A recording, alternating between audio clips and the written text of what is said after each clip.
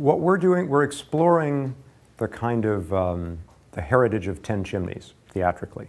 We're looking at the work that the Lunts did. We're looking at the work that any of their guests here at 10 Chimneys did, because they had a ridiculous guest list of Noel Coward and Katharine Hepburn and Helen Hayes and Laurence Olivier and Vivien Leigh.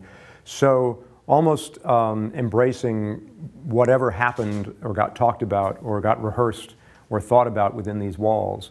That's what we're looking at. Part of the adventure is to reconnect, or in some cases connect, with this whole body of work that we don't really see or hear anymore. I had never been here before, but I have a direct connection because I worked with Uta Hagen. Uta Hagen was a great American actress and a great American acting teacher.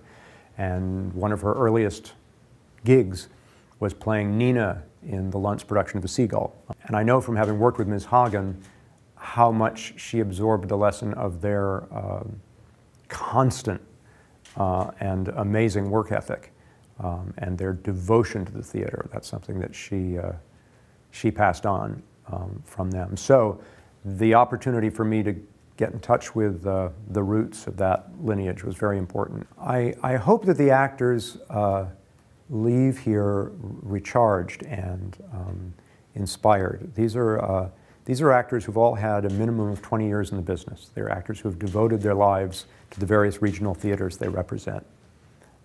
They are what I would call the real deal. The studio is, I don't know what you call it, ground zero or sacred ground or something like that, because that's where they rehearsed. On hot days, because that place was built with such thick lumber, it was relatively cool, and then they would go there and have champagne suppers, and then after the supper, put a record on the record player and move the furniture out of the way and dance.